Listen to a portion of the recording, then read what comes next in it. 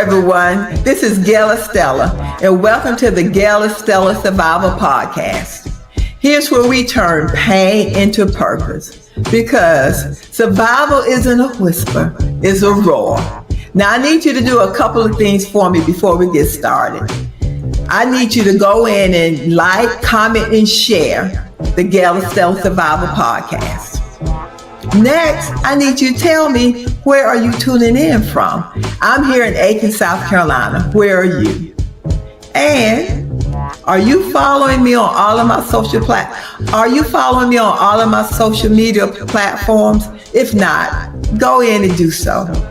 And lastly, right here, Through It All by Gail Estella. Have you purchased your copy yet? If not, it's not too late. You can go to truevinepublishingcompany.org and amazon.com or anywhere books are sold. You want to get this book.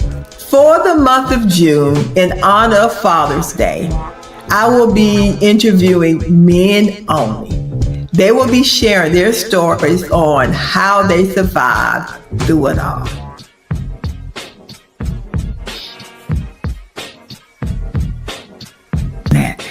And my guest for tonight is my friend, my brother, my branding person, my marketing person, the person that when you see all of my flyers, when you see my videos, when you see me looking so good, Mr. Christopher A. Bond.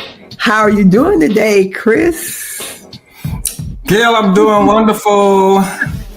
Thank you for having me on the show. I am honored to be asked to do this. I don't take it for granted, because you could have had anybody. So I say thank you for this platform, and thank you for, thinking of me being important enough to even ask some questions about. Thank you. Mm-hmm. How many children do you have? I have 3. Jakaya Thacker. That's the oldest baby. Yeah, she's beautiful. And then there is Christian. Now, Christian is my firstborn from me, biological. And then Chris. And I was just recently telling Christian the story that if she would have been a boy, it wouldn't be another child. I would have stopped at just having 2, Jakaya and Chris, because that's what Christian's name was supposed to be. Her name was supposed to be Chris. Mm. And we got there and found out the sex, and I said, I walked back to the elevator with my head down just a little bit, but I wasn't rejecting her. It's just that I had my hopes for a boy. Yeah, I love them all, and they're fantastic. They're great kids. What does fatherhood means to you? As Black men, some of us haven't had a great example of that. Okay. I would look at what fatherhood through the characteristics of what the Father has done for us, which is, of course, unconditional love is number 1. Mm-hmm. Number 2, I see how he loved on Jesus. This is my beloved son in who I am well pleased. Affirmations. Connection. In the beginning was the Word. And so that connection with the Father and Son. I mean, they spend time together. Here's what the Son does. I don't do anything unless I see my daddy do it. John 5. Mm. So whatever the Father is doing, that's what I find myself doing. I want to be like my daddy. Mm. So your son should want to be like you. Now, you said a mouthful, and you said a lot of good things. So I'll cut some of that out. I'll cut it out. I know where to cut it. No, you said a lot of good things. So now, let's talk about Mr. Christopher A. Bond. See, that I would never measure up. Were you always that type of father? I would never measure up. You asked me what it looks like in my head. I gave you the perfect example.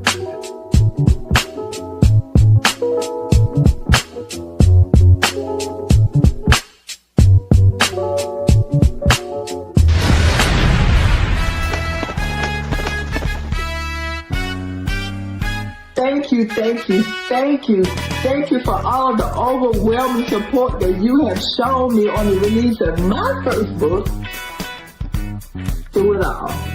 And I would like to give a special thank you to all of you that have purchased your copy of Through It All. I would like to read a review to you. Hey Gail, I just finished reading your beautiful book. God has done some amazing transformation in your life. You are definitely a testament. Love you, girl. Thank you. If you purchase your book, and once you finish reading your copy of Through It All, please leave me a review, or better yet, a short video snippet of you telling your takeaways from Through It All. There are so many girls and women that are suffering in silence. They need to know that no matter what it is that they've gone through, no matter what it is that they're going through, that through it all, that they will be okay. And if you haven't purchased your copy of Through It All, let's get the word out that through it all, that you can still stand. Through it all, you can still thrive. Through it all. Thank you.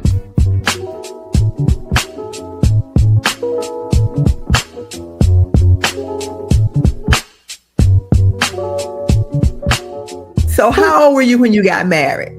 23, 24 years old.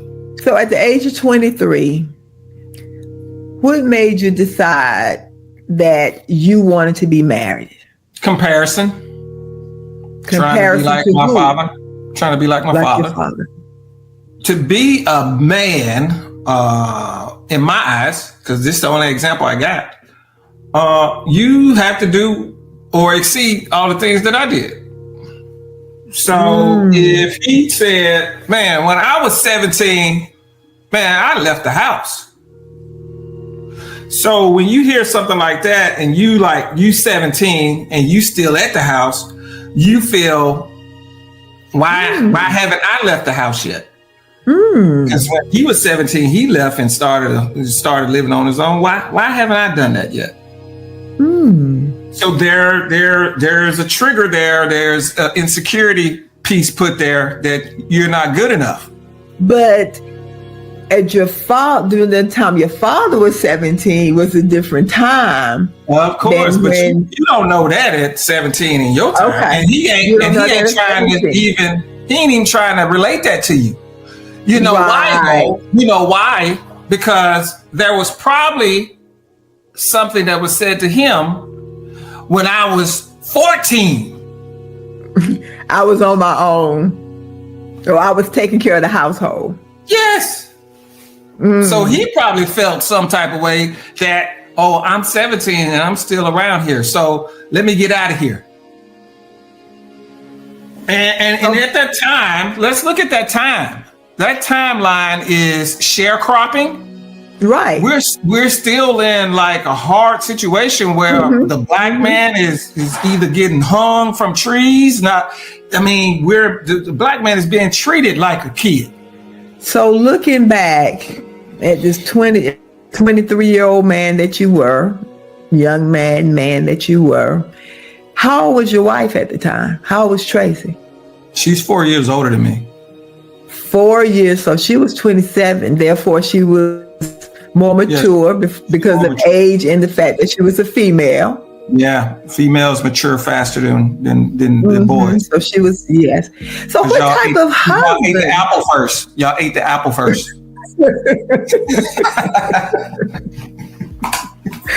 If I would have ate the apple first, I'd be smarter. Y'all got a couple of extra bites. I only took one bite. Y'all took about 2-3 bites. I was like, this is delicious.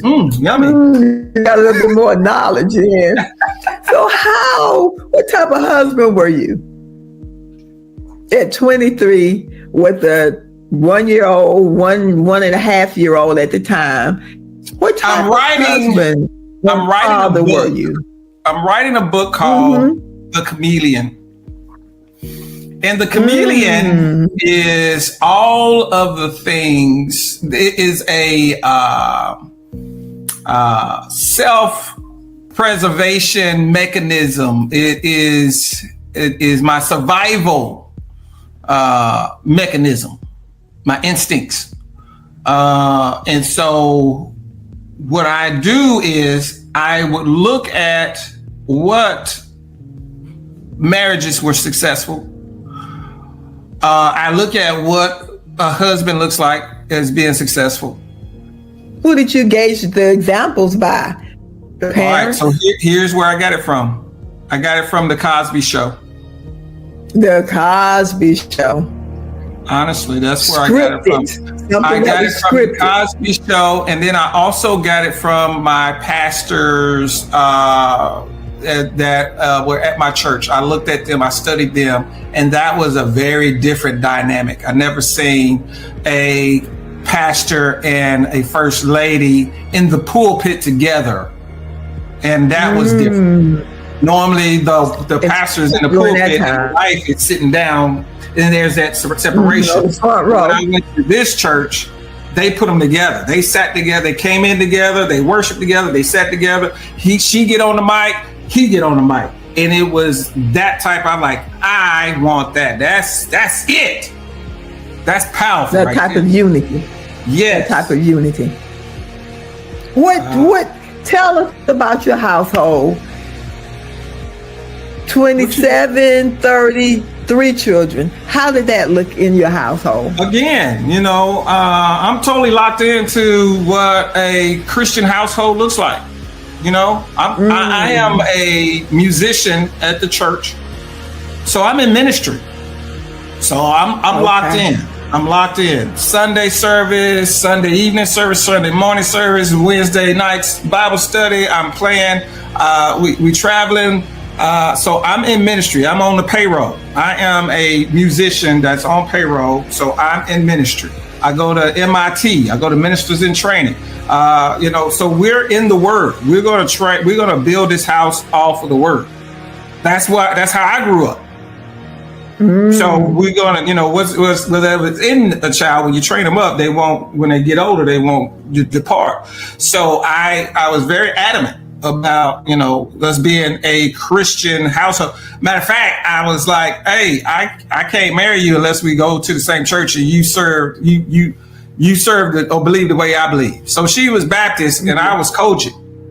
That's two different lanes. Wow. But we came together. I left Kojic, and when we went to Born Again, which is non-denomination, then that's when we was able to seal. And so we grew up in Born Again church. All my kids went to the daycare there and all of that. And so that's where we at. Okay. So you're going to church, you're in the church, the two of you in the church, you're the perfect family like the Huxtables. Right. So where did the tables turn? Where did the shift come in? The shift was always there because I was never really in my heart convinced that I really loved Tracy. So you were that chameleon. I'm putting on a mask. I'm doing it for the look. Y'all look good together. Oh man, y'all great. It was a show, and I had to keep the show up because I'm a chameleon. So I'm a people pleaser. So if I get thumbs up from my audience, then I can play my role. So I'm playing my role. So I'm not really real. And that's why I'm dealing with having dreams of having affairs with other women. I'm questioning, do I really want to, because I'm looking at stuff like I really don't like your nails. Like I really don't like your. I don't like that. You start nitpicking. I'm nitpicking. So how did that make you feel on the inside when you were Bad. getting the question? Yeah, it's question. It's starting to. I'm starting to question because that doesn't line up with what Bill Cosby or what my pastor and his wife are doing. So it's a lot of pressure. You know of. Yeah, That you and knew so, of. and again, I got an audience, and if they find out that I had an affair or we finna get a divorce, I'm gonna be destroyed. So let me ask you this question. Yeah. How important is it, perception? For a man? Because you said a lot. For you, I know you can't answer for people, but for you, how important is, quote unquote, this positive perception, this perfect picture? How important was that for you then? A good name is better, more valuable. A good name, right? So that's my whole goal, to be this good guy, which ain't too hard for me to do. But I do have some struggles. And so without the maturity, you're going to hide those struggles because that doesn't line up with what being a good man is. So you got to wear a mask.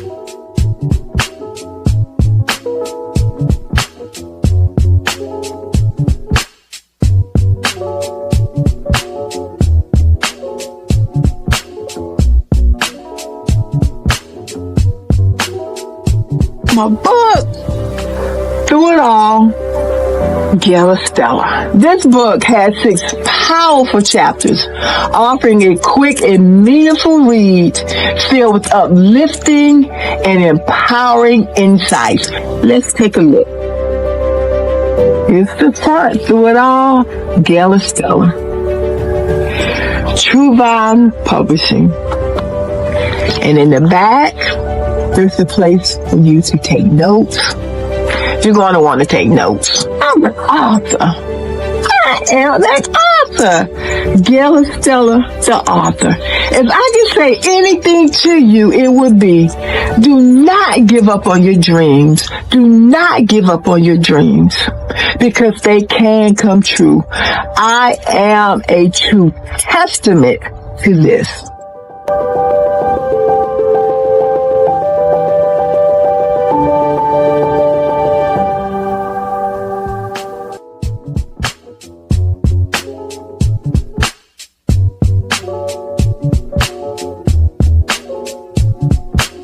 So you're having these feelings, you're having these dreams about infidelity. Yeah. Okay, so when did the dreams become a reality? Yeah, of course the dreams became a reality. Oh, okay. So let me ask you this. What? You're playing the drums in the church. Yes. Going to church as a perfect family, the Huxtables, and you're committing infidelity. Yes. How did you keep up the part? How did that make you feel? Hey, if you grow up in the church, you know how to play the politics and the roles of the church. You know the rules. You know the rules. Right? So how about the women that you dated? The women that you dated, did they know you were married? Of course. That's what makes it attractive. You gotta have a ring on. So what were the rules? Were there any rules? If you see me with my family, you pretend that you don't know me. I wasn't that close. I wasn't that close with it. I wasn't that close. Oh, okay. No, I wasn't that close. Okay. No.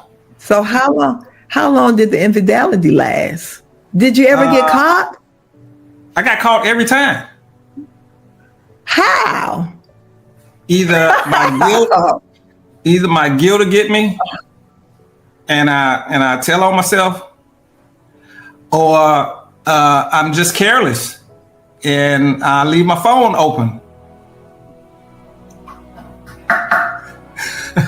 You didn't know how to cheat. I don't know how to cheat. I don't know how to do this, man. Oh, you weren't a good candidate to be a cheater. No. Wow.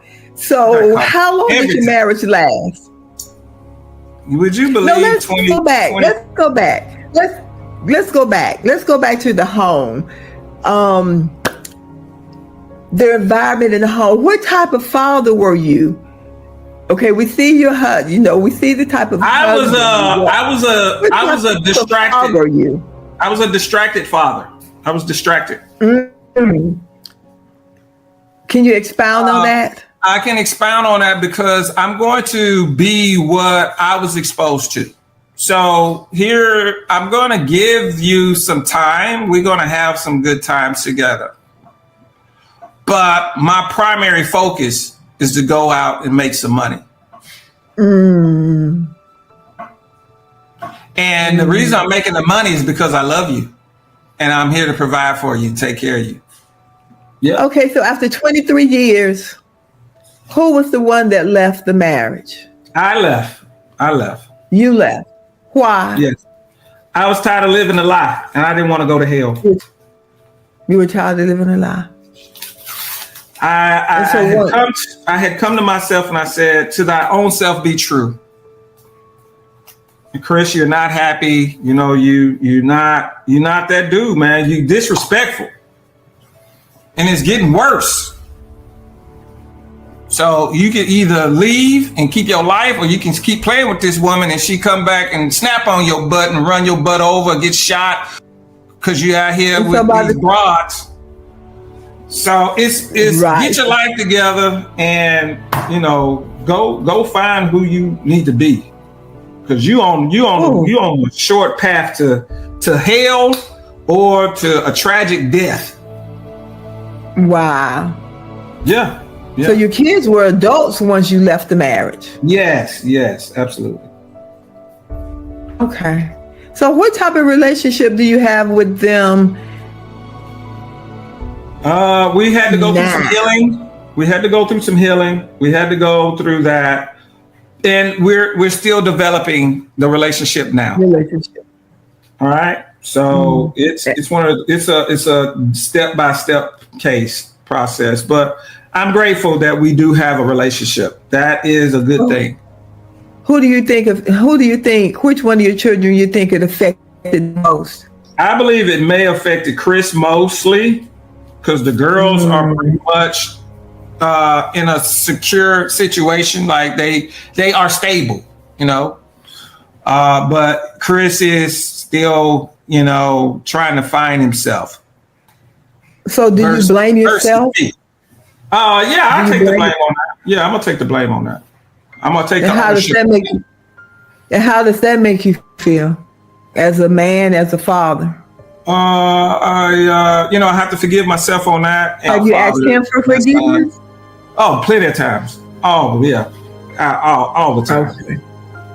Have you asked your daughter? Just let me think about it, and I'm gonna call them and say, "Hey, can you forgive me?" That's me. Let's talk about your mom, because a lot of times when we think about loss, we think about death. But a lot of times we lose a person while they're living because of conditions or situations that happen to them and they're not the same anymore. So let's talk about your mom. What you want to know about mom? Tell us about her illness. She has Alzheimer's, dementia. How long has that been going on? I think about for the past 5 years. It's really gotten 5 years. And so what were some of the signs in the beginning, or when did you begin to notice? Some of the signs in the beginning is, hey, where's your house again? I'm getting lost. She driving and getting lost. Like, our house is, it's, what do you mean you getting lost? It's those kind of things where, you know, she just loses where she's at. Just forgetfulness stuff. Just little things. Where my keys at, or locking herself out of the house, Just little stuff like, you know what? Something ain't right. What is it? Were you in denial in the beginning? Oh yeah, I was in denial. I was like, man, stop playing. Stop playing. And you too powerful to have this, because you a praying woman. You at intercessory prayer every morning. You pray for everybody to get healed, and you mother bond. You know what I'm saying? You stop. Just get your healing. Pray for your healing. So when you said she was too strong for this to happen to her, did you ever become angry at your mom? Oh yeah, man. I treated her bad a couple of times. How so? I didn't have patience. You gotta understand me and my mom's relationship. So it just kind of turned over, what you sow is what you get. So when she would, try to help me with my homework or teach me how to play piano, if I didn't get it right, she'd say, "That's stupid, you big dummy." And she would call me, she would yell at me and put a lot of pressure on me. So it's my turn now. So I'm like, come on, get in the car, shut the door. What you talking about? She asking the same question, same thing over and over again. And then I would have those little short bursts. I wouldn't like call her stupid or dumb, but I'd be like, just like real short and snappy. And I felt it in here. When I would take her to her appointments, I'd drag her. Cause she walking slow. Wow. I just drag her. Oh, I was mean, man. I was dogging. So tell me one good thing about your mom. Tell me something that you miss about your mother.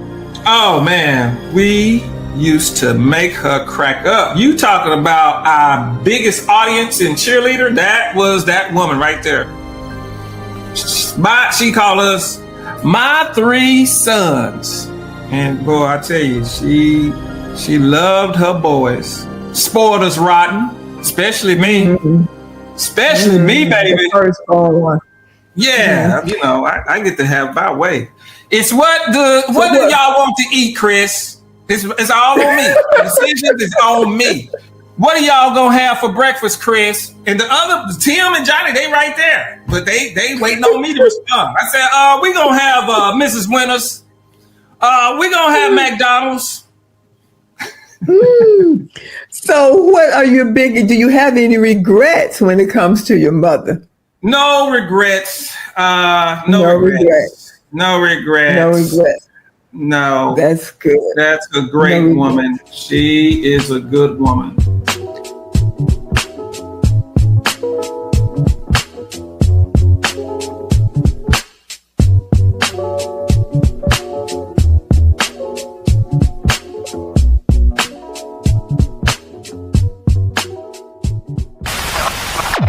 So mental health sometimes is just about feeling your feelings. Whatever your feelings are, feel your feelings. If you need to scream, if you need to holler, if you need to cry all day, if you need to stay in the bed for that moment, do what it is you need to do, but don't get stuck there. I went to therapy. I went to support groups. I exercised. I took care of myself by eating right. I didn't get into another relationship because now I didn't have, God had took Asia.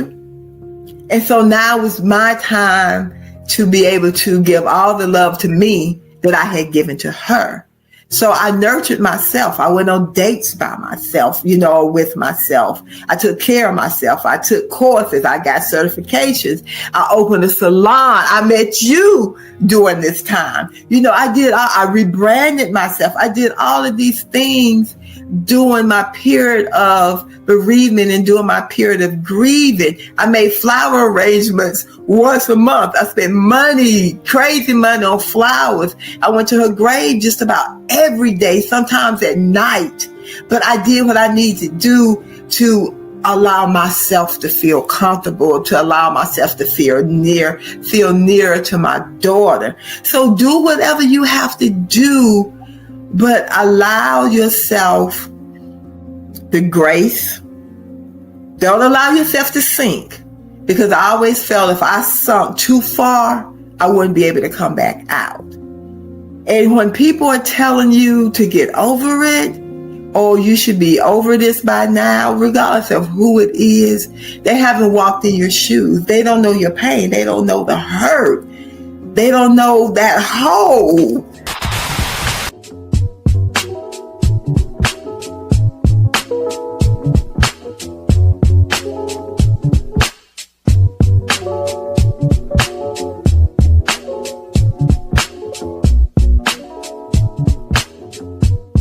I'm going to ask this question.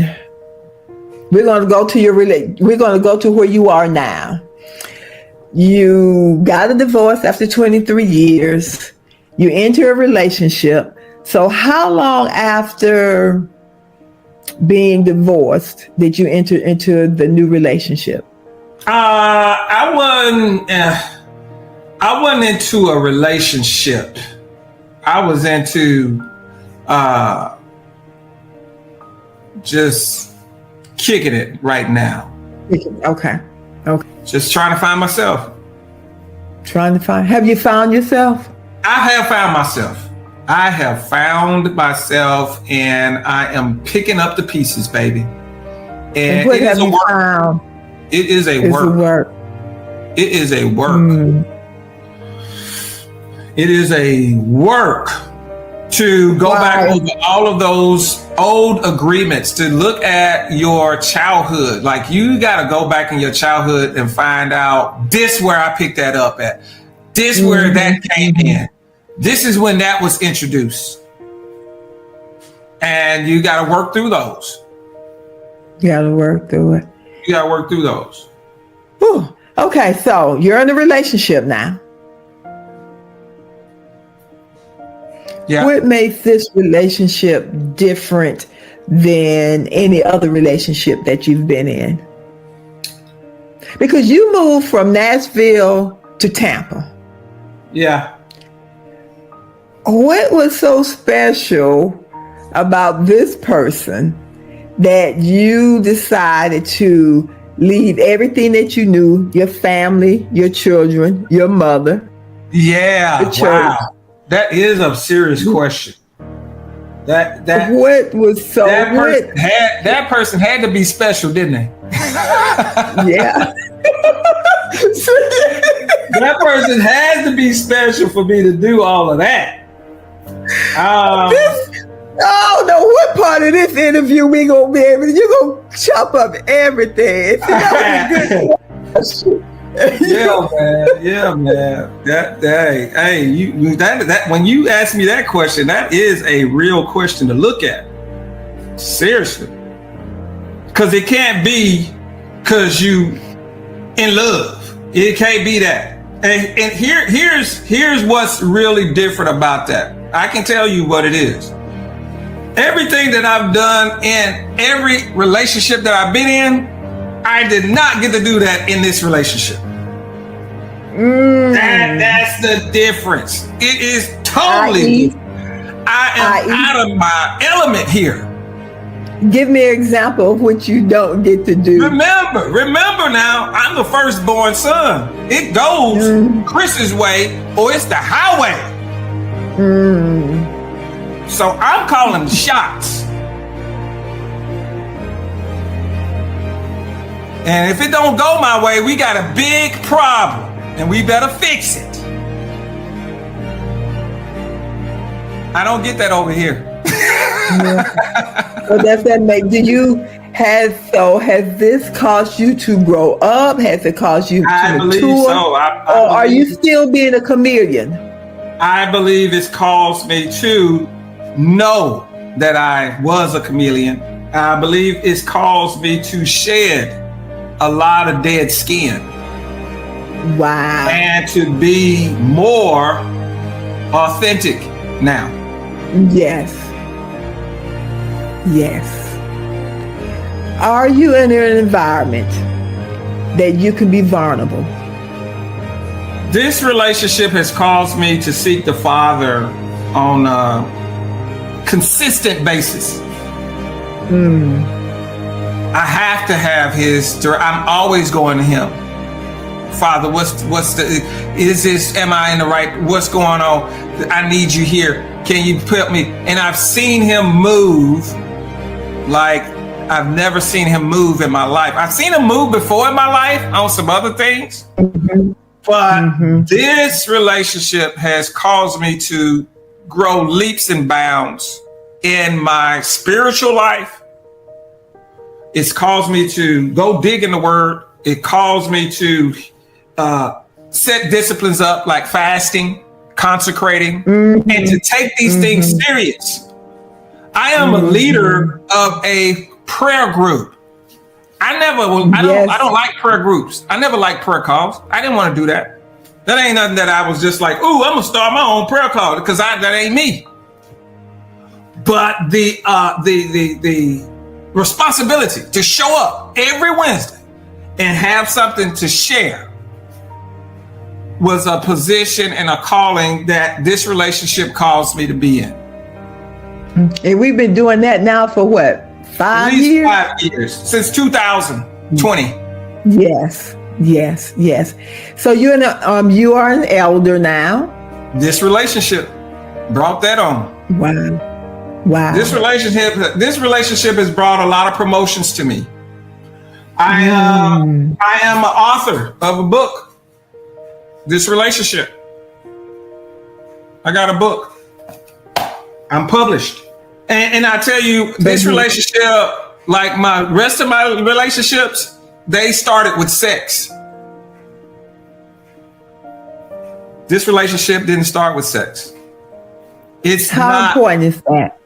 It's very important, because it's not clouding the judgment. I'm not in it because of a sin. Feelings. It's not toxic in that way. That my body is calling me. I don't want to leave because it's so good. And that was a lot of reasons why I got in trouble.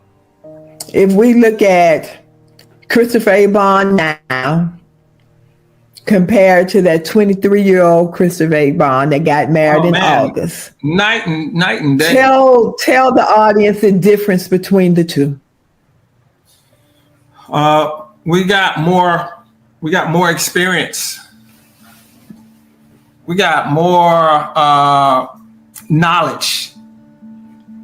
And we have a closer relationship with the Father, who is a true father to me. Now, that's what we got. That's what you got.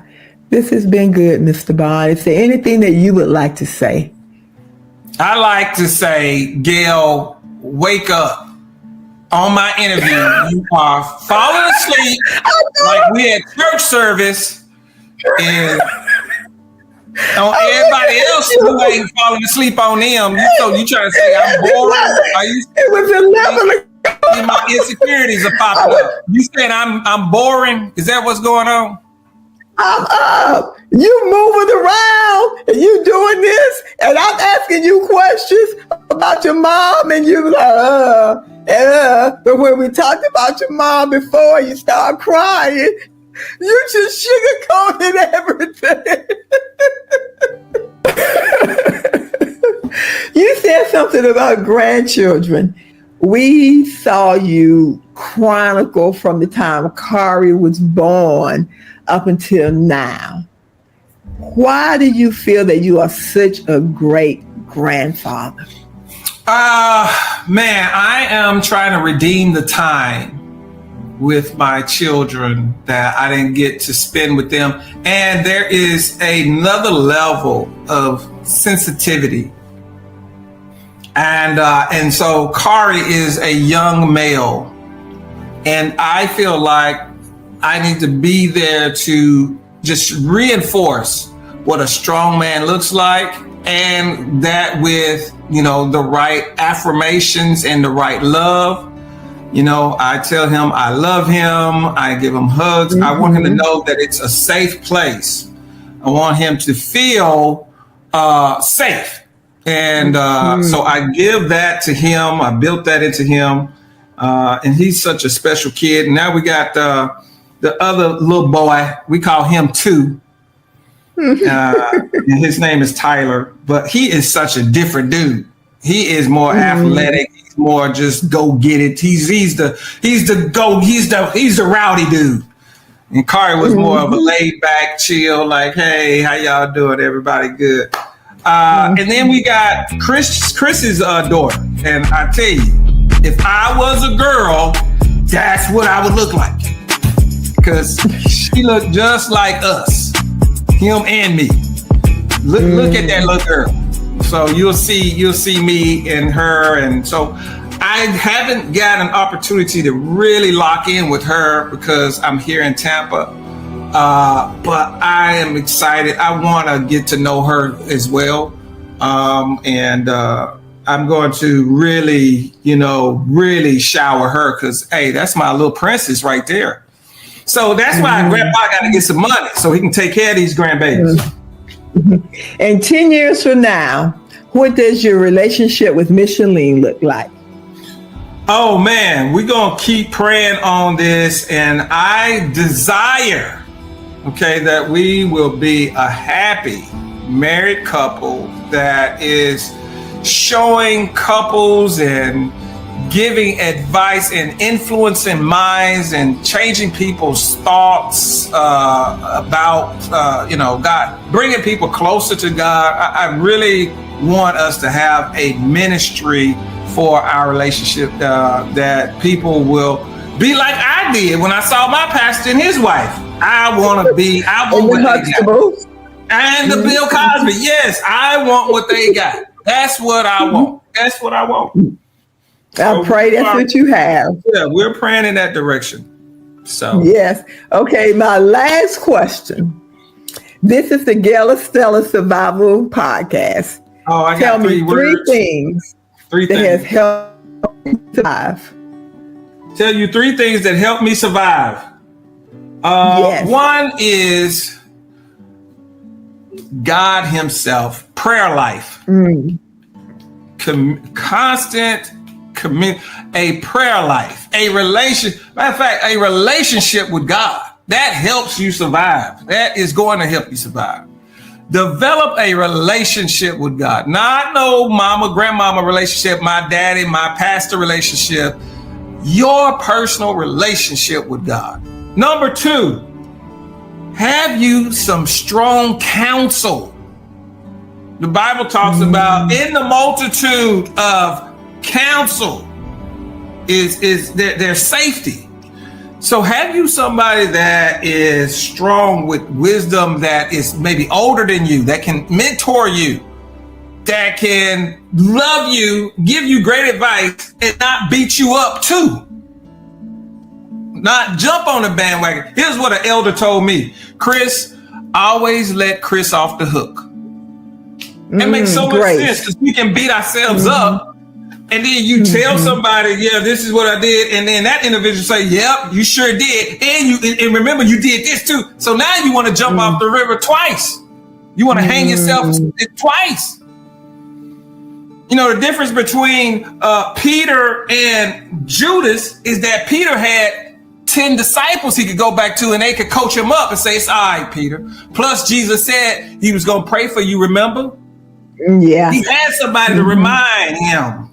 Jesus said you was going to do this, man. So, he knew. So that took that guilt, and he was able to suppress that and don't allow the enemy to sift him. That was a sifting. He could have been sifted in that time. He could have been took. Yeah, you denied him 3 times. I'm sifting him until there's no more. But we know what happened to Judas. He got sifted. Yeah. By his own self. That is so 1 is the relationship, 2 is the counsel and the mentorship, and the 3rd thing is you can't do this without it. Love is survival. Love from your family, love from your spouse, love from your children. When I left, Christian was the only one that texted me and said, I still love you. Man, broke me down. Wow. Broke me down. She was the only one that texted me and said, I still love you. True love. True love is what is a survival. That's it, Gail. I challenge you. I challenge you to find your relationship with the Father. I challenge you to get good counsel around you and get a good circle around you. And I challenge you to find true love and lock in. Love is patience. Love is kind. Love is long suffering. You know what I'm saying? Find it. Yeah. Find it. Find it. Thank you, Mr. Bond. This has been good.